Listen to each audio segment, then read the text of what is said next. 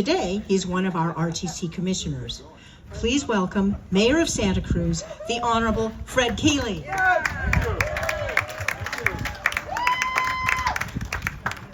Thank you, Sally.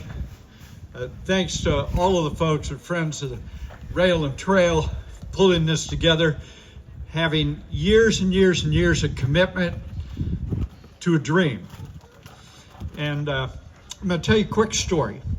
Yeah, if you think it's quick, you're wrong. I'm going to tell you a story.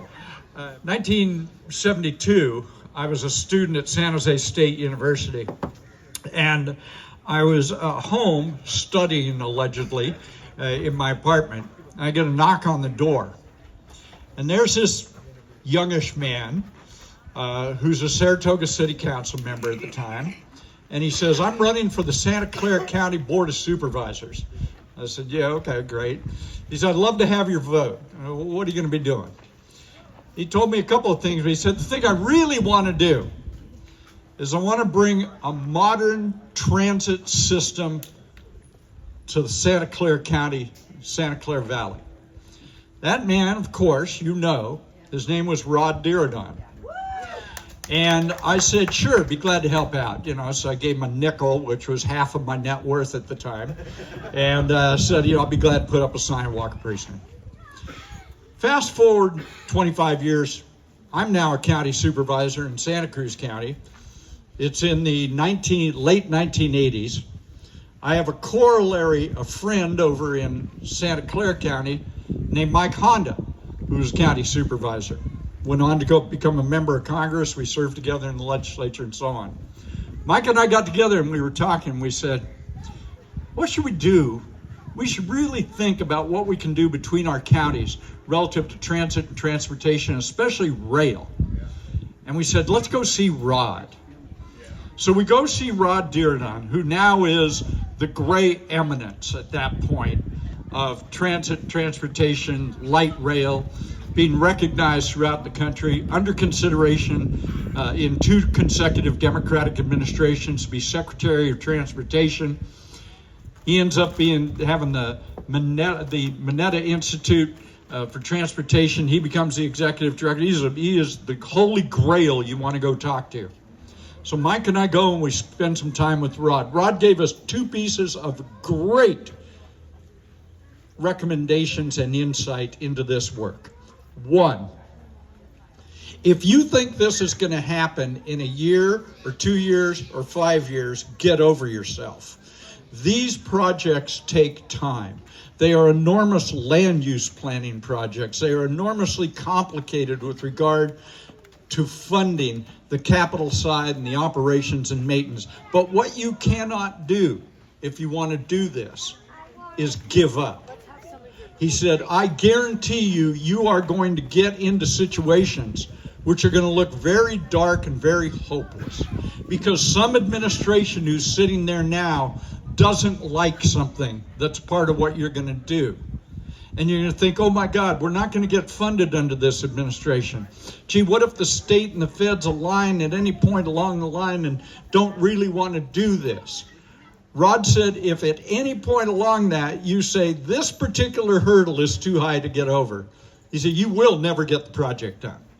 He said, so what you got to do is believe in your dream. You've got to believe in it. And where are we right now in our dream? Some people would have you believe that where we are in our dream is that it's become a nightmare because a number was thrown at it of $4.2 billion. That should surprise no one. These are enormously compound, complex projects. And you don't build them for the next 5 years, the next 10 years, or the next 20 years. You build them for the next 75 to 100 years. That's what you're doing.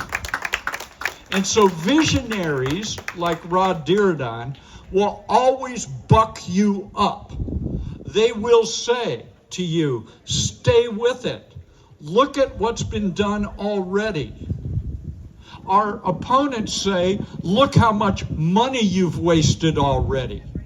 What we say is, look at the progress we have made, not only with our funds, but getting state and federal funds to help us do this. And I want to pause on this for a second. All too often, when we talk about state and federal funds, it's like it's somebody else's damn money. This is our money. We pay billions of dollars over time in state and federal taxes, in gas taxes, in excise taxes, in our community, and we export those to Sacramento and Washington, D.C. This isn't somebody else. This is our money we're clawing back in here. This is our money for our project, for our future, for our dream. Next, we don't have a project yet. For those that want to stop the project, we don't have a project yet. You only have a project once you finish the EIR and selected a project alternative. We're not near that. Our next challenge is getting the money for that, to be able to do the environmental work that explains, here are the constraints of the project. That will then be when the RTC selects a project alternative.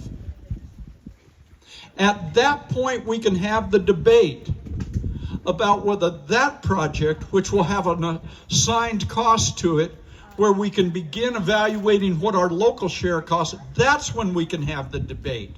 It's not my fault and it's not your fault that Greenway put a stupid ballot measure on before they ever should have, and got 74% of the people in the city I represent say, no, don't stop. Keep putting one foot in front of the other.